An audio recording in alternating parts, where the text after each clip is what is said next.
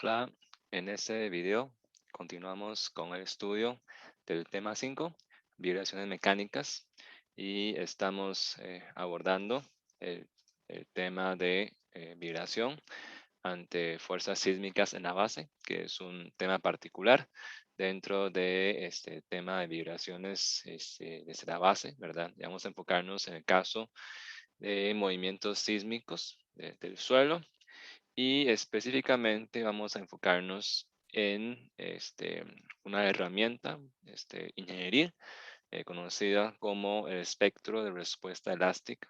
También otro que se llama espectro de diseño, que son herramientas ingenieriles creadas para abordar, ¿verdad? Y para resolver problemas tanto de diseño o de análisis de estructuras o edificaciones sujetos a movimientos sísmicos en su base.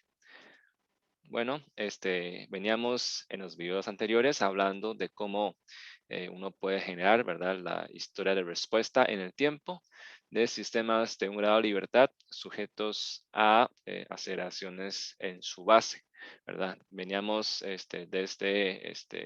eh, empezamos desde el caso de la transmisibilidad TR, donde es posible obtener una solución en forma cerrada, ¿verdad? En una forma matemática polinomial, sobre movimientos sinusoidales en la base. Luego damos paso a la integral Duhamel, ¿verdad? O también conocida como la integral de convolución, con la cual es posible obtener la historia de respuesta en el tiempo del sistema de un grado de libertad sujeto a cualquier movimiento en la base, sea aceleración, sea desplazamiento, lo que sea, ¿verdad? Entonces, la integral Duhamel se basa en principio de superposición, ¿verdad? Superposición de ondas de respuesta a impulsos unitarios en el tiempo. Y en el caso específico, ¿verdad? Donde el sistema de una libertad es sujeto a movimientos o aceleraciones en la base, la integral de Duhamel, ¿verdad? Se puede escribir de esta forma, ¿verdad? Que ya hemos visto anteriormente, donde en esta integral podemos observar que la respuesta en el tiempo del sistema depende únicamente de dos parámetros, ¿verdad? Primero, la frecuencia circular natural o el periodo natural del sistema, y segundo, el amortiguamiento del sistema casi. No depende, como decíamos antes, de la rigidez K o de la masa, considerados en forma aislada, ¿verdad? O en forma independiente. Ok, entonces, la idea, ¿verdad? De implementar esta integral Duhamel, ¿verdad? Como la aceleración en la base, o sea, este UG dos puntos en el tiempo de integración tau, ¿verdad? Es la historia de aceleración en la base. Ahora es el caso sísmico, ¿verdad? Ahora son aceleraciones sísmicas del suelo. Entonces, hay que implementar, ¿verdad? Esta integral Duhamel, ¿verdad? Aquí es la aceleración del suelo, aquí es la historia de vibración libre o la onda de respuesta ante un impulso unitario. Podemos obtener al final, ¿verdad? Implementando esto en forma numérica, ya que es una aceleración aleatoria sísmica, que implementarla numéricamente. Entonces podemos obtener al final la respuesta en el tiempo U, ¿verdad? Mejor dicho, en realidad debemos llamarle con mayor claridad, como estamos resolviendo una ecuación diferencial donde se escribe así, ¿verdad? MU dos puntos más CU punto relativo más KU relativo igual a 0, y que después, ¿verdad? Mediante cambio de variable, la parte derecha, ¿verdad? Aparece el término menos MUG dos puntos, que es la aceleración de la base. En realidad estamos resolviendo para movimientos relativos a la base, ¿verdad? Entonces, tal vez para ser más claro aún, este es un U relativo, ¿verdad? Ante un evento sísmico relativo al suelo. Sin embargo, después de obtener toda esta historia de desplazamiento o de deformación relativo al suelo ante el evento sísmico, para propósitos de diseño o análisis, ¿verdad? De estructuras, para propósitos ingenieriles, ¿verdad? Para estas estructuras sometidas a aceleraciones sísmicas en la base, generalmente no es de interés toda la respuesta, ¿verdad? Sino únicamente la respuesta máxima, U máximo, ¿verdad? La máxima respuesta o la máxima deformación. Entonces, por ejemplo, ¿verdad? Por ejemplo, el ejemplo que ya hemos visto anteriormente, la historia de aceleración del suelo registrado en la estación GNSR, ¿verdad? Es una estación del Laboratorio de Ingeniería Sísmica, el LIS, de la UCR, ¿verdad? Que se ubica en Nosara, en Samara. Justamente está muy cerca del epicentro del terremoto de Nicoya, ocurrió el 5 de septiembre de 2012. Esta historia es registrada en la dirección norte 90 este, o sea, dirección este-oeste, ¿verdad? Esa es una dirección en forma azimutal. Entonces, lo que indica es en dirección este-oeste. Podemos ver que la aceleración del suelo, ¿verdad? Acercándonos un poco a la historia principal. Es una señal sísmica, aceleración sísmica totalmente aleatoria y podemos ver que el sismo registrado, ¿verdad? La aceleración sísmica del suelo, registrado en la estación Nosara, ¿verdad? En Samara, tiene una aceleración pico. Aceleración pico que se entiende como la máxima magnitud de aceleración absoluta, ¿verdad? En una historia sísmica, en un evento sísmico. Vean que en este caso es 15.8 metros por segundo cuadrado, ¿verdad? Vean que es casi 1.5 veces la aceleración de la gravedad. O sea, es un sismo bastante fuerte, al menos cercano al epicentro, ¿verdad? Que fue en Nosara. Y vean que esta aceleración máxima ocurrió en el segundo 21, ¿verdad? Segundo 21 y después segundo 23 ocurrió otro pico que es 13.2 metros por segundo cuadrado, ¿verdad? Entonces, lo que se ha hecho, ¿verdad?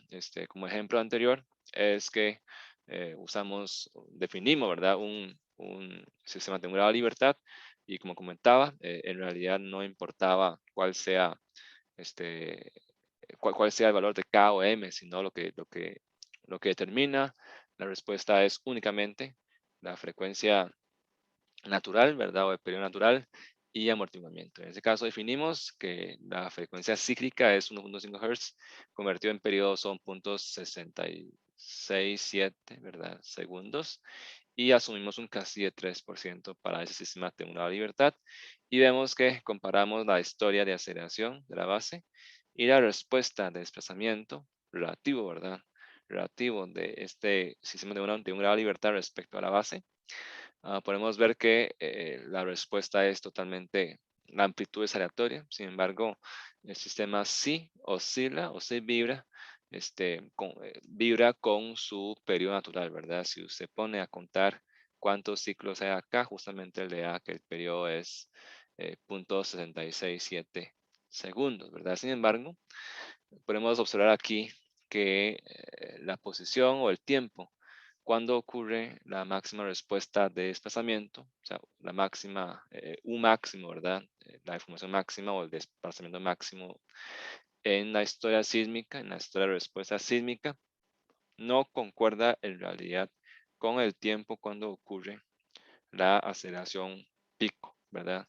De la historia sísmica. Vean que el máximo desplazamiento ocurrió acá en segundos, en 19 segundos, ¿verdad? Mientras que la aceleración máxima o aceleración pico de la historia ocurrió hasta segundo 21. Entonces, la respuesta sísmica es algo bastante aleatorio, ¿verdad? No se puede decir que en el lugar o el tiempo cuando ocurre la máxima aceleración es cuando ocurre también el máximo de formación. Eso no es así, ¿verdad? Podemos hacer más ejemplos, por ejemplo, ya que quizás uno quisiera evaluar, ¿verdad? comportamientos de muchos sistemas estructurales o varios edificios, y todos los edificios poseen diferentes periodos naturales. ¿Qué tal si fuera un sistema con el periodo de un segundo y manteniendo el mismo razón de amortiguamiento? Sabíamos de que ahora en ese caso el periodo es más largo, es un segundo. Si cuenta cuántos ciclos hay en cada 10 segundos, tiene que haber 10, ¿verdad? 10 ciclos, porque el periodo es un segundo. Y aquí veamos de que la respuesta máxima ahora, ¿verdad? Desplazamiento es un poco mayor, es 10.4 centímetros, ¿verdad? Pero fue alcanzado en segundos, en los 19.89 segundos, o sea, casi los 20 segundos, ¿verdad? Mientras que el caso anterior se alcanzó a los 19 segundos. O sea, al cambiar el periodo natural, manteniendo el mismo amortiguamiento, el lugar o el tiempo cuando ocurre la máxima respuesta también cambia, ¿verdad? Y si ahora, ¿verdad? Si optamos, vean que este periodo es largo, es como periodo, ¿verdad? Periodo, como periodo natural, es 2pi entre omega n, ¿verdad? Y omega n es K sobre n, K sobre m. Por lo tanto, el periodo natural se puede expresar como 2pi de m entre k, ¿verdad? Entonces, mientras menor es la rigidez, mayor es el periodo. Entonces, un periodo de un segundo es una estructura un poco más flexible, ¿verdad? Un poco más flexible o tiene una masa un poco mayor. Pero reiteramos, ¿verdad? La respuesta sísmica no depende únicamente de la masa o de rigidez considerados aisladamente, sino depende de o sea, del conjunto de ellos que es la frecuencia circular cíclica o el periodo natural, ¿verdad? Entonces, ahora como este caso es un sistema un poco más flexible, vamos a analizar ahora qué pasa si fuera un sistema más rígido. 0.2 segundos, ya es suficientemente rígido, ¿verdad? 0.2 segundos es una frecuencia cíclica de 5 Hz. O sea, hay 5 ciclos por segundo. Por eso es que pueden ver aquí la historia. La respuesta es, digamos, los ciclos son tan cercanos que ya no se puede apreciar, ¿verdad? A simple vista. Hay que hacer un zoom, ¿verdad? Un acercamiento y ver cuáles las ondas sinusoidales de respuesta, ¿verdad? Pero aquí veamos que cuando el sistema ya es más rígido, vean que la máxima respuesta, ¿cuándo ocurrió? Ocurrió en el segundo, a los 22.195 segundos, ¿verdad? Y el desplazamiento máximo fue mucho menor, es nada más 4.5 centímetros, ¿verdad? De deformación relativo al suelo. Y aquí, al ser más rígido, vean que el lugar donde ocurre el máximo desplazamiento sí está más o menos, ¿verdad? Cercano o muy cercano a estos dos tiempos donde ocurre, o sea, está entre el tiempo donde ocurre las mayores aceleraciones de toda la historia sísmica, ¿verdad?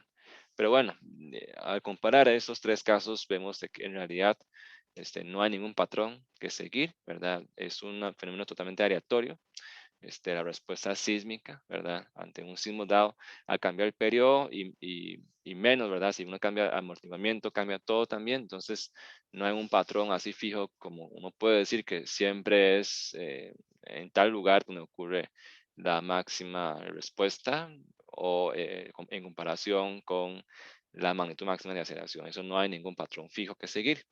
Entonces, de las conclusiones que obtenemos es, bueno, veamos de que en toda esta historia, ¿verdad? Que se generó mediante la integración numérica, ¿verdad?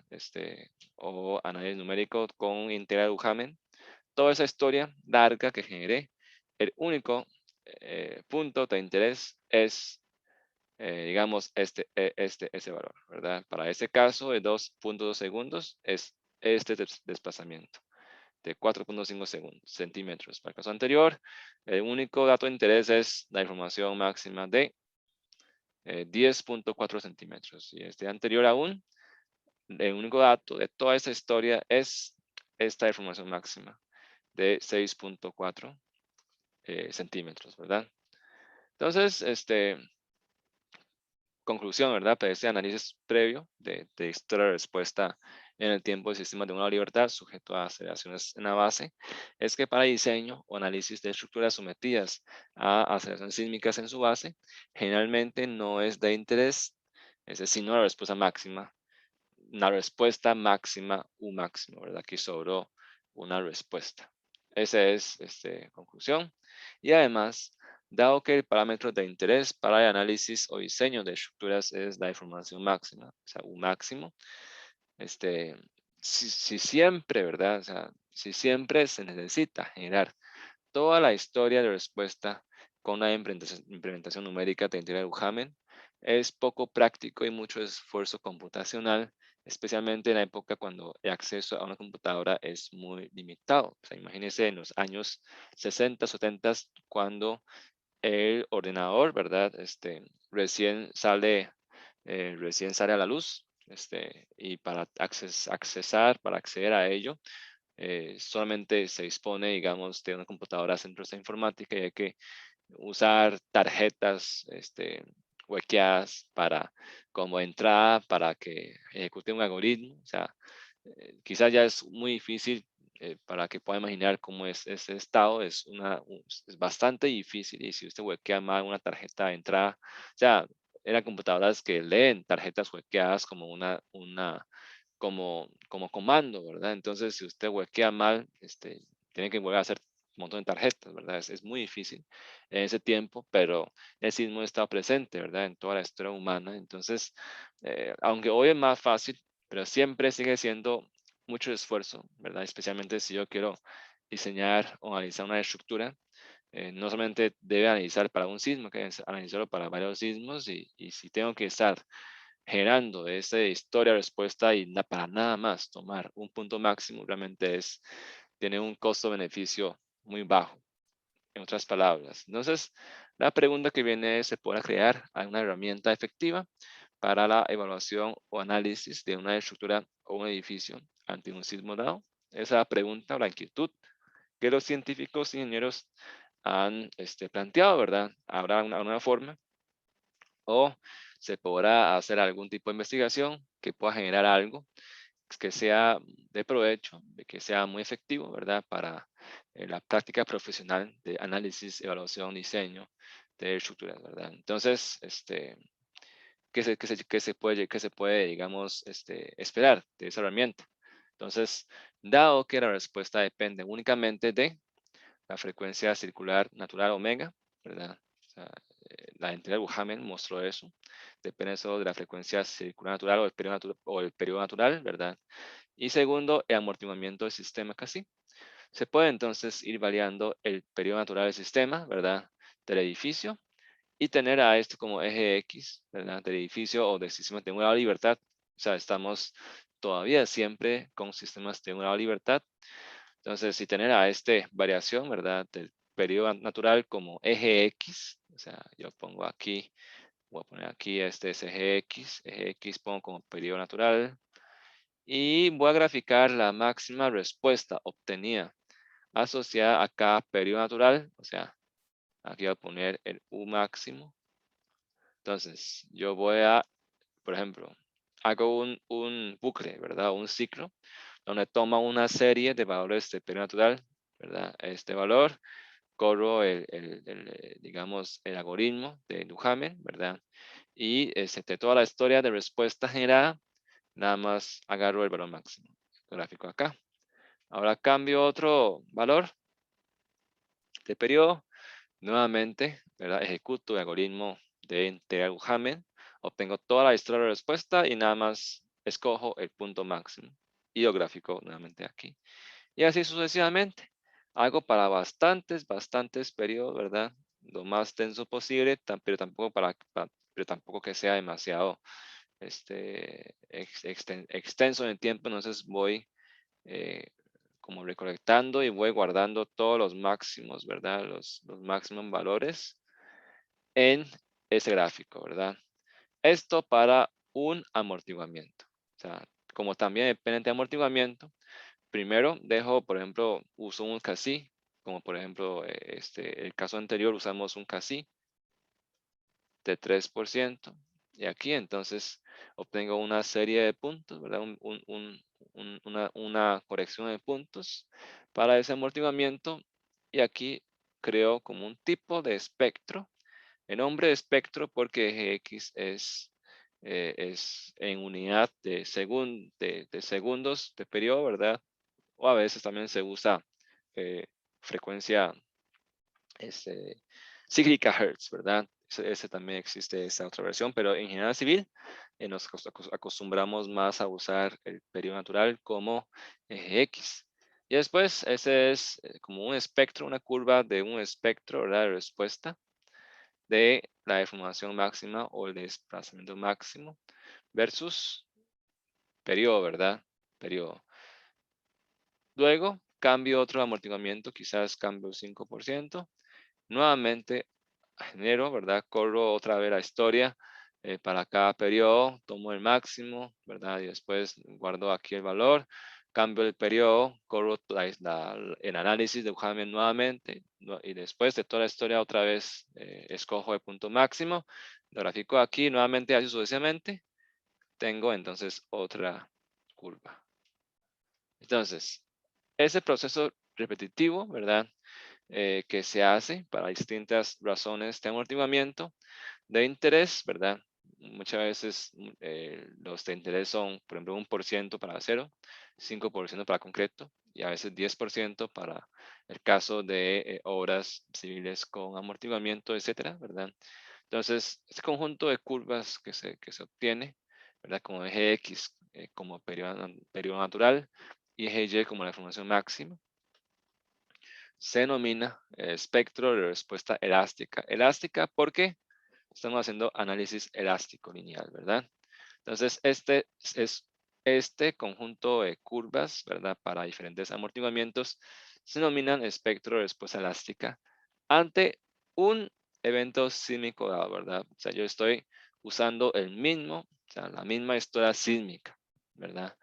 Y obtengo entonces estas curvas de respuesta, ¿verdad? Para ese sismo en específico, ¿verdad?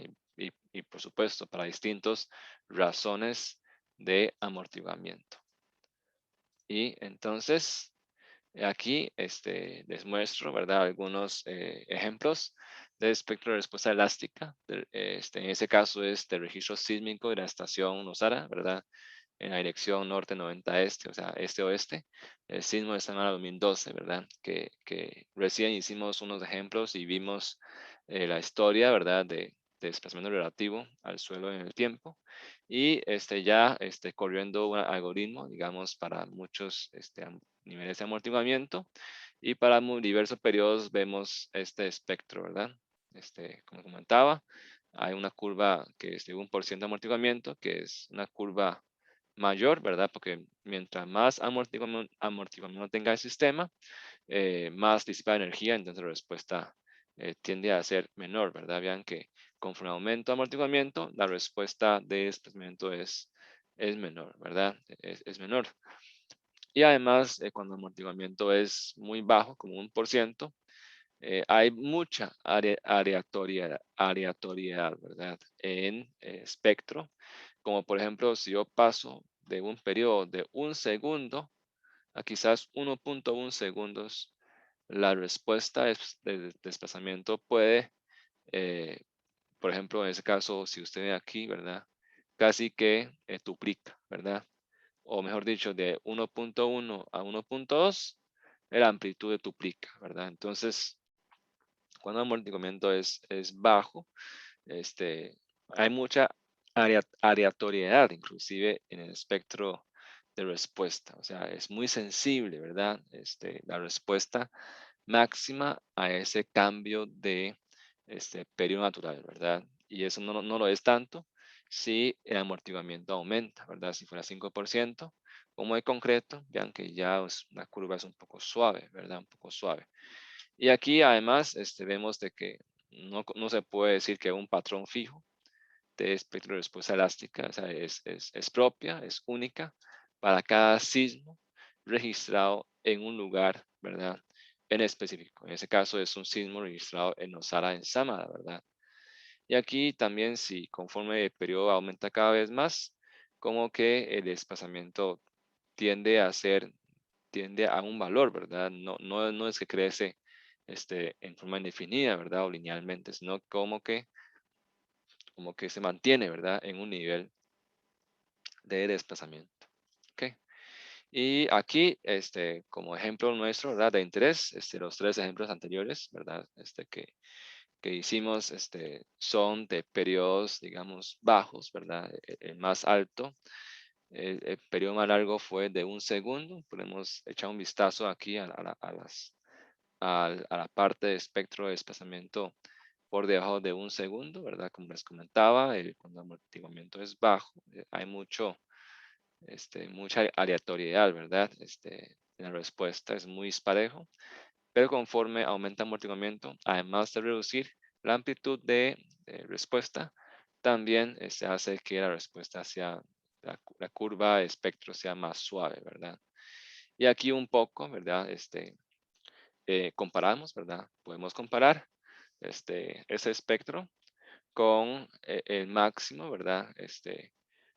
Respuesta que obtuvimos mediante integral de Duhamel. Vean que este, para el periodo de 0.767 segundos, la respuesta fue, máxima fue 0.06, ¿verdad? Entonces nos ubicamos aquí en el espectro y leemos esta curva verde que corresponde a un amortiguamiento de 3%.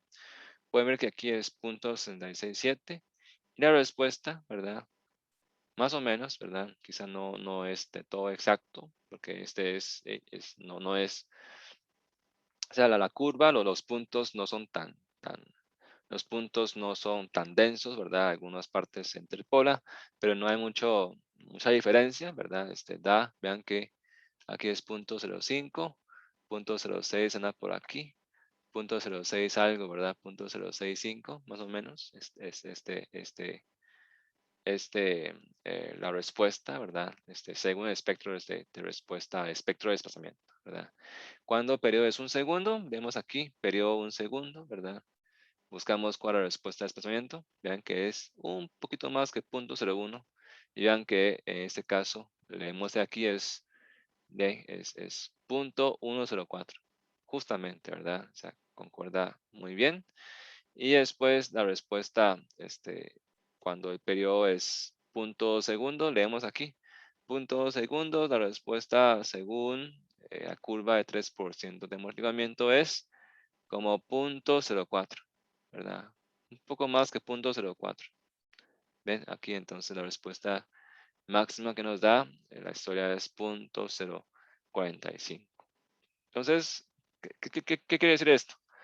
Que en un espectro de respuesta, en este caso es un espectro de desplazamiento, está resumido, está sintetizado toda la información asociada a la máxima respuesta, en ese caso de formación de desplazamiento del sistema de un grado de libertad ante este sismo dado que es el sismo de Samara, ¿verdad? Para cualquier periodo natural y para esta serie de razones de amortiguamiento 1, 3, 5, 10 y 20%. Así que no tengo que estar siempre revisando o corriendo integral Duhamel numéricamente y buscando cuál es el máximo, sino que este gráfico mismo ya tengo toda la información, ¿verdad? De la máxima respuesta generada por este sismo dado, sismo de Samara, en diferentes, en sistemas de un grado de libertad de diferentes periodos, ¿verdad? Esa es entonces la herramienta creada y de hecho siempre se genera, ¿verdad? A través de investigaciones, espectros de respuesta para diferentes sismos que ocurre en el caso nuestro en el territorio costarricense, ¿verdad?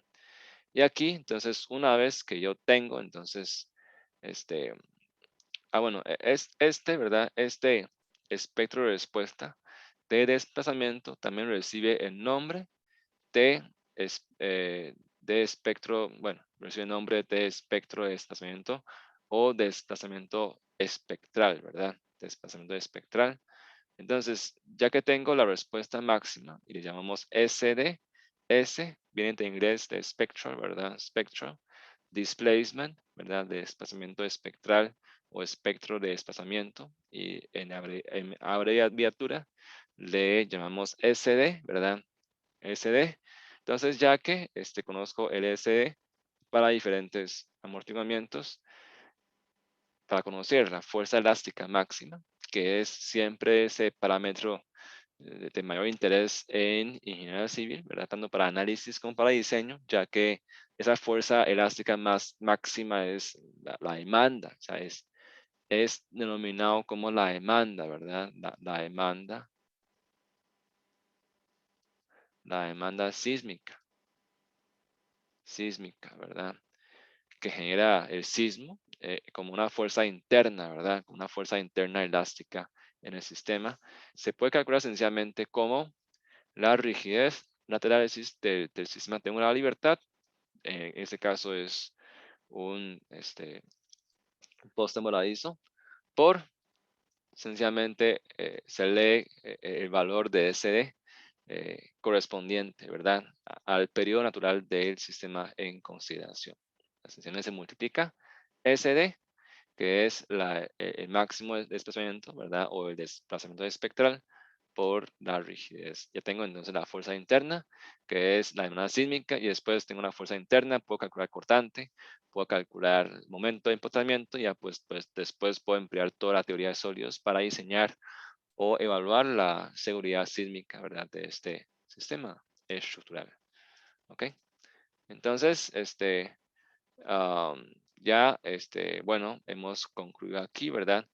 De que yo puedo entonces obtener la máxima respuesta o máxima fuerza elástica que experimenta el sistema de una libertad durante evento sísmico dado, multiplicando la constante de rigidez K por el desplazamiento espectral, ¿verdad? Que ya hemos enunciado en la diapositiva anterior. Sin embargo, aquí viene una inquietud. Muchas veces, si es un proceso de diseño, la rigidez del sistema, ¿verdad? O sea, K lateral, esta rigidez del sistema, como yo estoy diseñando, ¿verdad? No tengo todavía la dimensión o digamos, inclusive a veces el material, momentos de inercia, ¿verdad? Del poste o de las vías columnas, son más bien eh, parámetros o son datos, mejor dicho, son resultados que yo ando buscando, ¿verdad? Con el diseño. Entonces, aún no conozco la rigidez del sistema. Entonces, si yo quisiera obtener la fuerza interna o la demanda sísmica con un parámetro que aún es desconocido, o sea, más bien es lo que están buscando con el diseño, entonces caigo entonces en un proceso interactivo, ¿verdad? Tendría que asumir una rigidez, ¿verdad? De alguna forma, calcular la fuerza interna, ¿verdad? Y después proceder a diseñarlo y con el diseño verificar que si el K que asumí es el correcto o no, y ahí uno va iterando y eso es bastante engorroso proceso. Entonces, esta forma de expresar la demanda sísmica no es tan apropiado para diseño. Entonces, es preferible entonces expresar la demanda sísmica como una pseudofuerza sísmica que pueda ser determinada, ¿verdad? Pueda ser determinada sin necesidad de conocer esta constante de rigidez. Entonces, para ello, ¿verdad? Vamos a entonces introducir a lo que se llama la pseudo aceleración, ¿verdad? Disculpe aquí un poco de error. La pseudo aceleración espectral, ¿verdad? La pseudo aceleración espectral, PSA.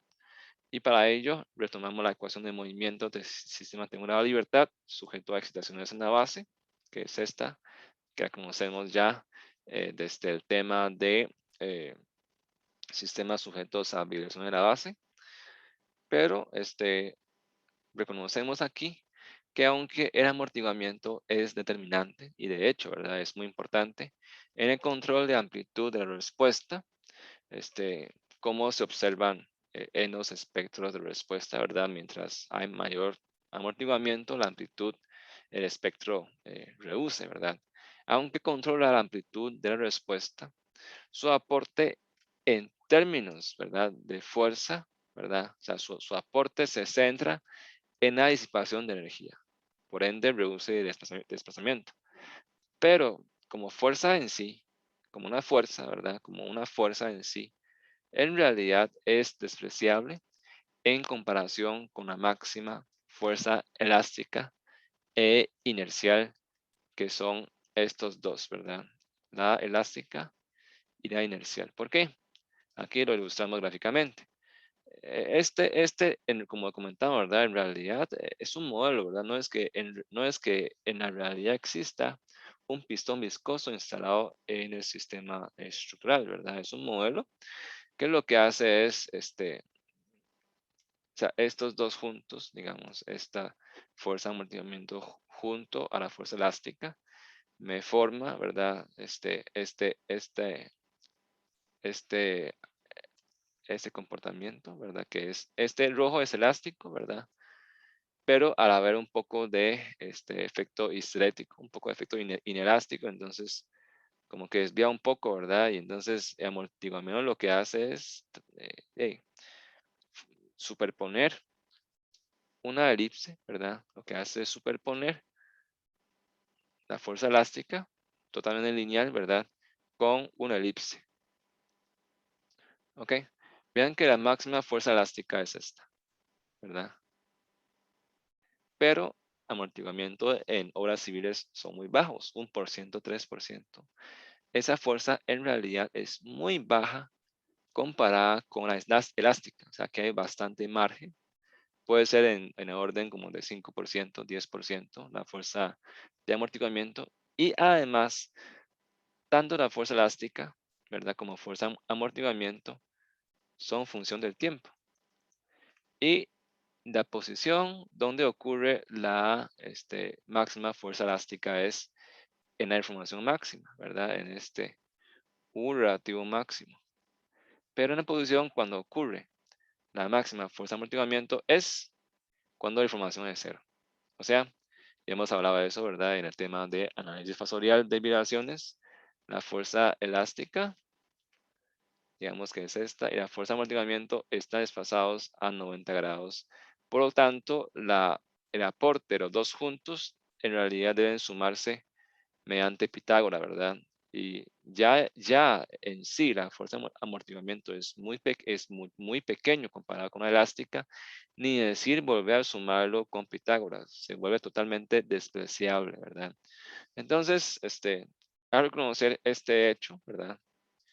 Podemos decir entonces que para efectos sísmicos y en términos de fuerzas, la fuerza de amortiguamiento se puede despreciar, ¿verdad?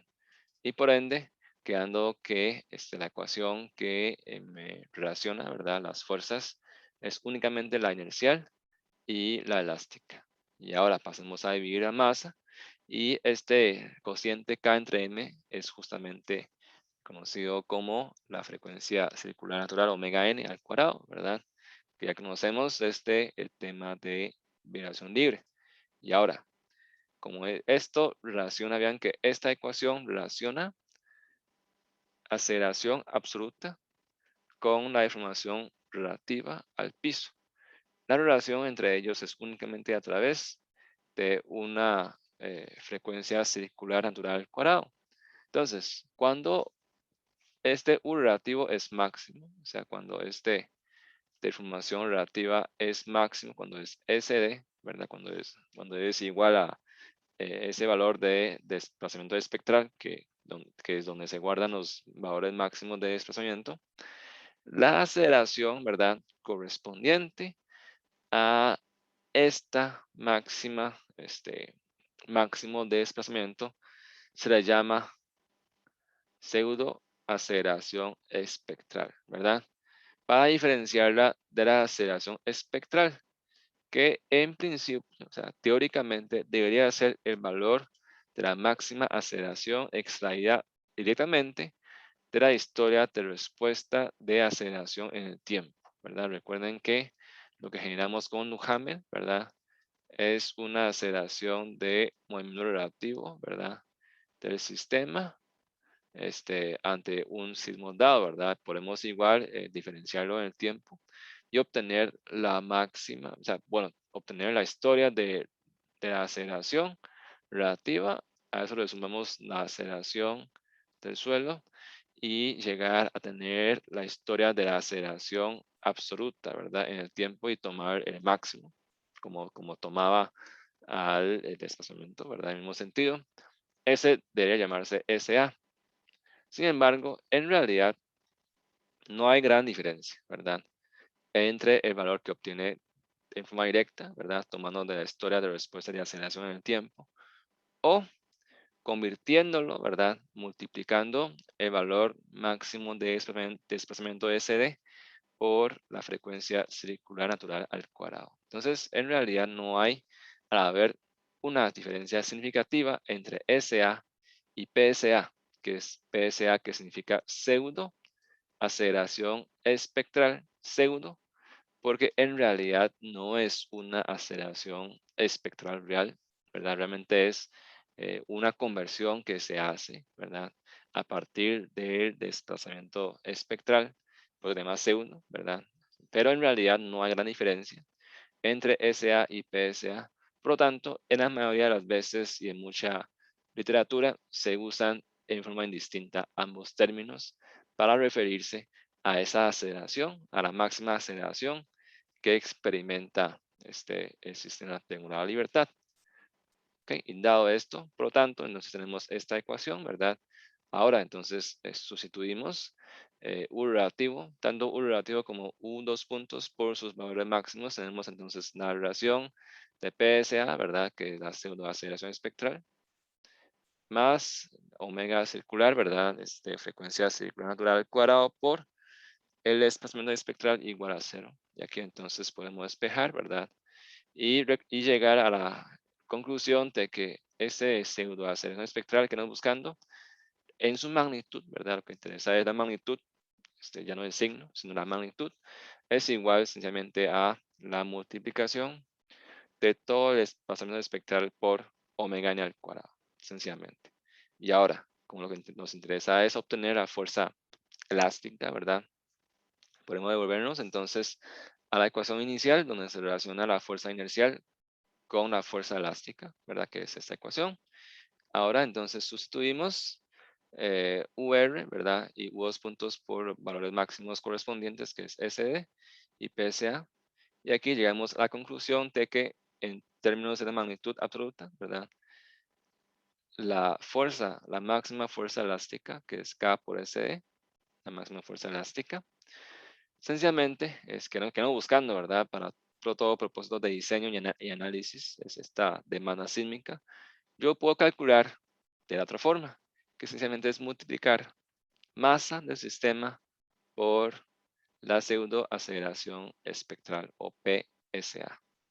Entonces yo puedo entonces determinar la onda sísmica sin necesidad de tener que conocer de previo la rigidez, la constante de rigidez del sistema, sino únicamente la masa. Y esto de hecho es así, ¿verdad? Cuando uno diseña edificios o tanques de agua, ¿verdad?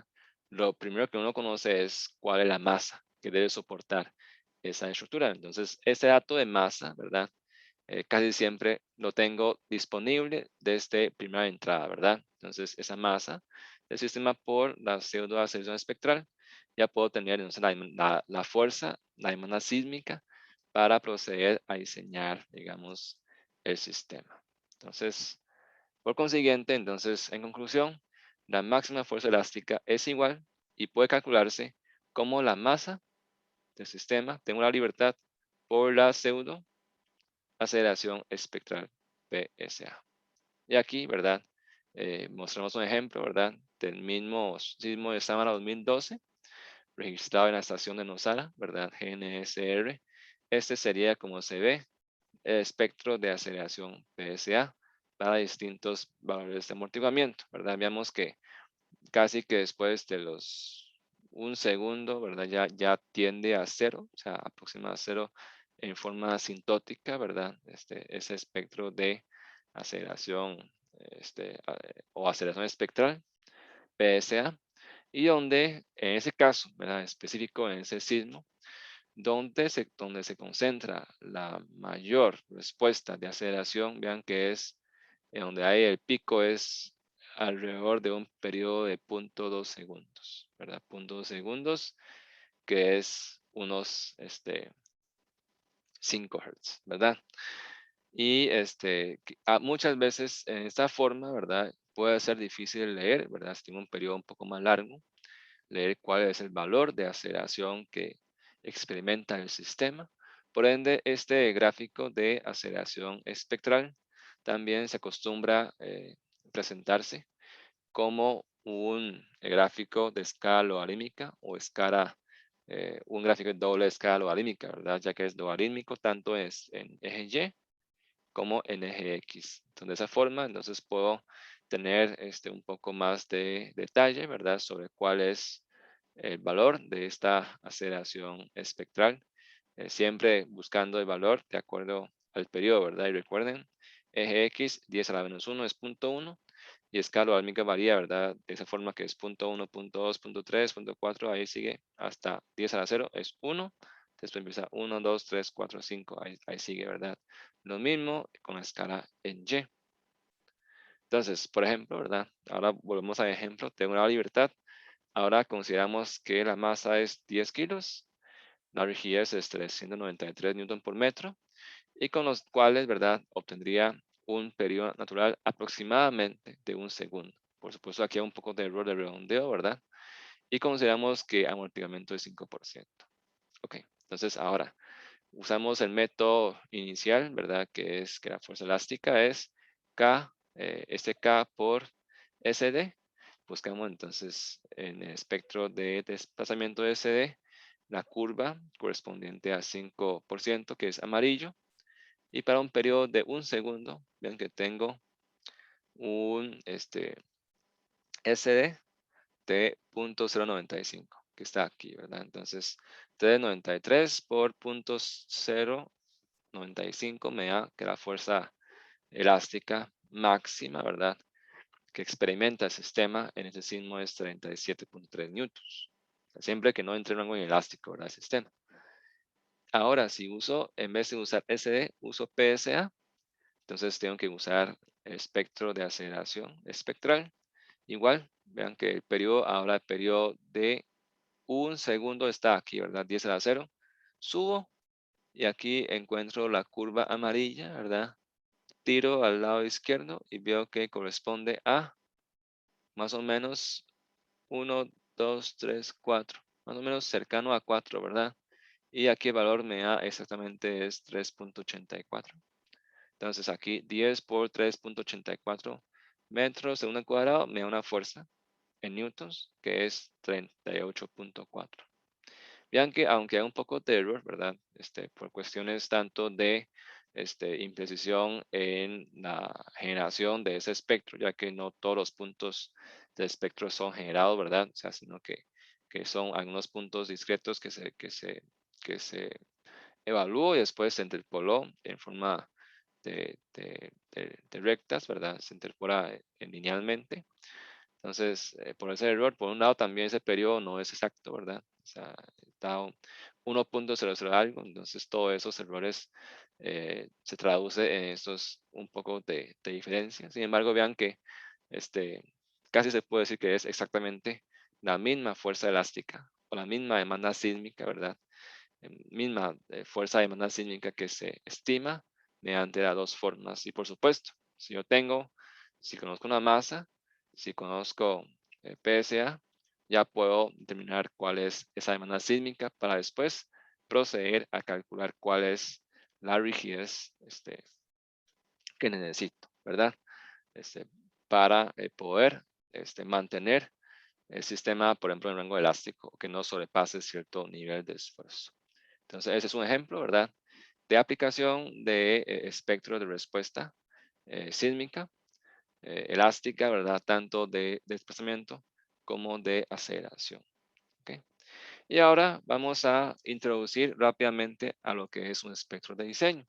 Porque mediante espectro de respuesta elástica, ¿verdad? Sea con el desplazamiento o la aceleración espectral, es posible determinar la máxima fuerza elástica a la que se encuentra sometida el sistema de una libertad de cualquier periodo natural Tn, dado un evento sísmico, o sea, es solo para un único evento sísmico, uno, ¿verdad? Solo un evento sísmico, ¿verdad? Para cualquier periodo natural Tn. Sin embargo, en términos de diseño de una obra civil, dependiendo del sitio donde se levanta una obra civil, la intensidad sísmica, o sea, la intensidad se refiere en términos de la aceleración pico que puede experimentar el suelo en ese sitio donde se va a levantar una obra. Bueno, puede variar según la ubicación geográfica del sitio respecto al epicentro sísmico, o sea, respecto a la fuente sísmica. Y también es función de la distancia del epicentro, el recorrido de la onda sísmica, ¿verdad? Por donde pase, y el tipo de suelo de la zona donde se levanta la obra. O sea, depende de muchos factores, ¿verdad? Vean que depende de este, dónde está ubicado, ¿verdad? Dónde está ubicado, la distancia, ¿verdad? La distancia, después el recorrido, y también hay un efecto de sitio, ¿verdad? Que es el tipo de suelo. Entonces, eh, como una obra puede ser sujeto a múltiples sismos, hay que considerar entonces en su diseño mucho más variables, ¿verdad? Entonces, además, el sitio puede estar enfrentando amenazas sísmicas provenientes de diferentes fuentes sísmicos, porque no solo se genera sismos en un solo lugar específico. Un ejemplo de esto es, por ejemplo, la intensidad sísmica, ¿verdad? Es diferente. Y también contenido energético de sismo en diferentes frecuencias. Son diferentes, por ejemplo, para el mismo sismo de Cinchona, ¿verdad? Que ocurre en 2009, en la dirección norte-sur, para dos sitios que consideramos aquí, Alajuela Centro y La Sabana, vemos que el espectro de pseudoaceleración que se genera con este sismo, ¿verdad? De Cinchona, vean que en Alajuela, que es un poco más cercano al epicentro, vean que la aceleración espectral es más alta, ¿verdad? Para el periodo, por ejemplo, de periodos muy bajos de 0.1 segundo a 0.2 segundos, donde hay mayor respuesta. Significa que en este franja de periodo hay mayor energía sísmica concentrada aquí, ¿verdad? Mientras tanto, en Sabana, que ya es un poco más lejos del epicentro, vean que la respuesta de espectro de respuesta de pseudoaceleración tiene una amplitud ya mucho más baja, ¿verdad?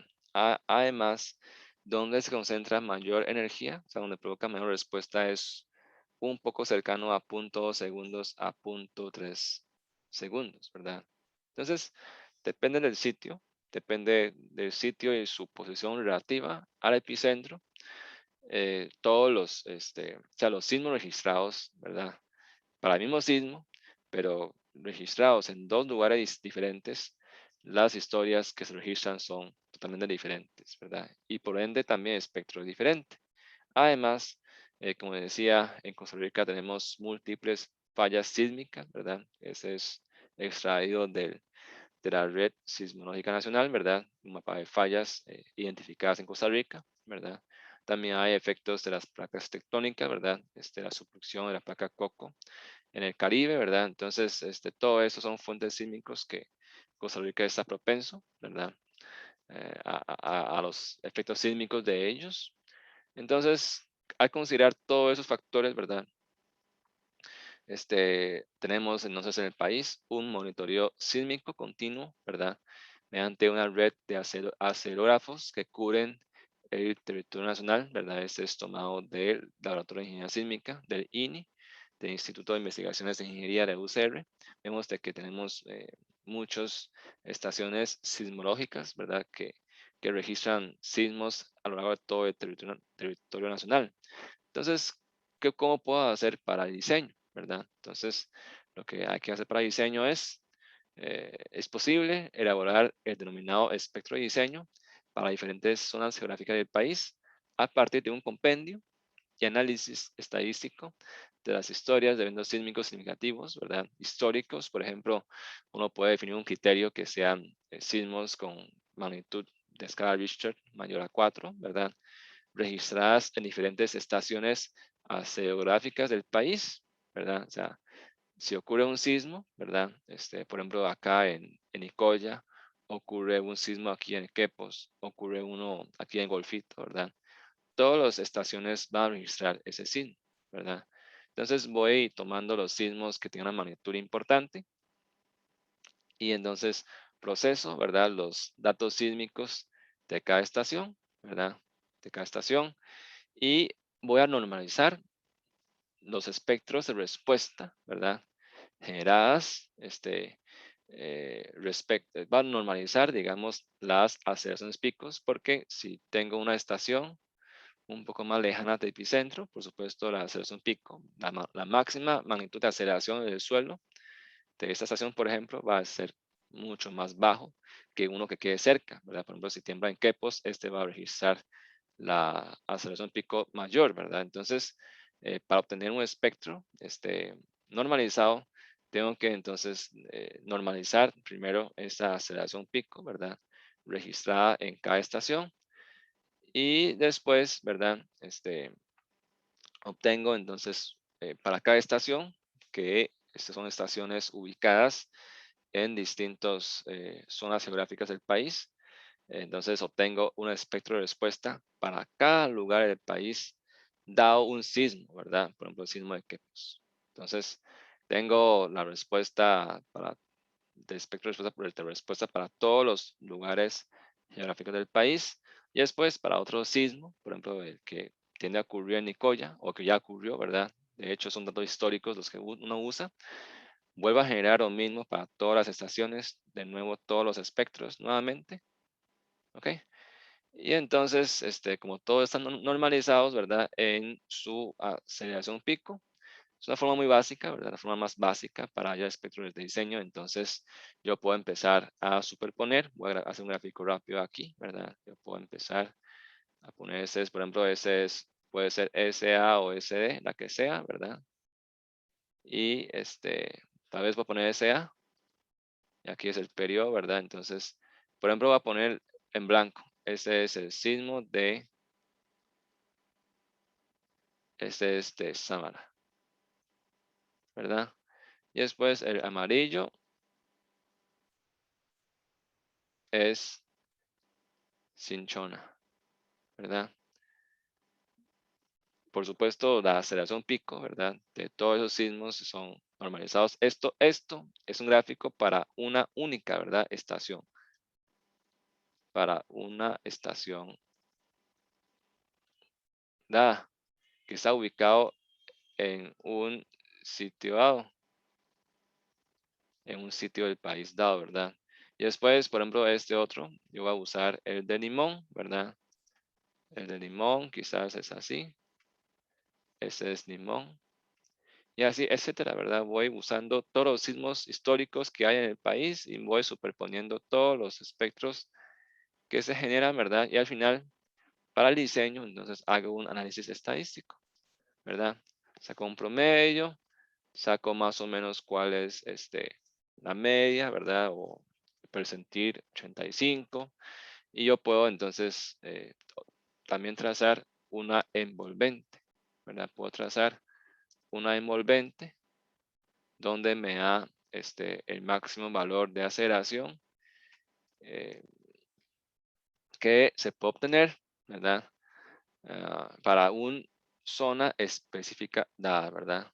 Para un sitio dado, cuál es la mayor aceleración que se puede obtener para una aceleración pico dado, ¿verdad? En este caso es normalizado igual a 1. Y por supuesto, ¿verdad? Ese envolvente puede ser difícil de usar si no fuera algo bonito o algo sencillo. Por lo tanto, después viene un trabajo de encontrar patrones y al final, generalmente, en escala lineal se puede ver así espectro, ¿verdad? Más o menos de esta forma. El SA al menos, ¿verdad? Tiene una meseta, una parte creciente inicial, ¿verdad? Una meseta donde se da máxima respuesta y después una parte decreciente y que es asintótico conforme el periodo se alarga, ¿verdad? Se alarga. Y así repito el proceso para todas las zonas geográficas del país. Ese es cómo se genera el espectro de diseño, ¿verdad? Y eso es para una aceleración normalizada, ¿verdad? Se normalizó las aceleraciones picos a la unidad. Y por lo tanto, después, ¿verdad? Tengo que entonces definir para diferentes zonas geográficas, ¿verdad? ¿Cuál es esa aceleración pico efectiva, ¿verdad? O sea, cuál es esa aceleración del suelo que es representativo para los sismos que experimenta, ¿verdad? Para la intensidad sísmica que experimenta ese sitio dado o esa zona geográfica dada, ¿verdad? Y después, el espectro de diseño, ¿verdad? También depende de ese factor de amplificación sísmica o amplificación espectral FET, que es lo que ahora les mostré con el dibujo, ¿verdad? Ese se llama el factor de amplificación espectral respecto a la aceleración pico efectiva. Y también ese factor, ese espectro de diseño va a depender también, como es un diseño, ¿verdad? Va a introducir igual diversos factores, seguridad o de penalización por consideraciones en cuanto a la importancia de la estructura, configuración y también la cualidad estructural, ¿verdad? Entonces, en cuanto a los espectros de diseño para distintos lugares geográficos de Costa Rica y sus parámetros, ¿verdad? Se encuentran definidos en el Código Sísmico de Costa Rica. En el caso nuestro tenemos la versión de 2010, pronto después se actualiza, ¿verdad? Entonces, en el video siguiente, que es el video sobre códigos sísmicos de Costa Rica, se les presenta entonces, en breve igual, un poco sobre las características y los parámetros, ¿verdad?, que usa el código para definir ese espectro de diseño y cómo uno a partir de ello poder determinar la demanda sísmica y encontrar esa fuerza pseudoestática que actúa en el sistema para luego poder diseñar todos los componentes que constituyen el sistema en estudio. Entonces, esto sería, ¿verdad? Todo el video sobre espectro de respuesta elástica y espectro de diseño. Gracias por su atención y muchas gracias.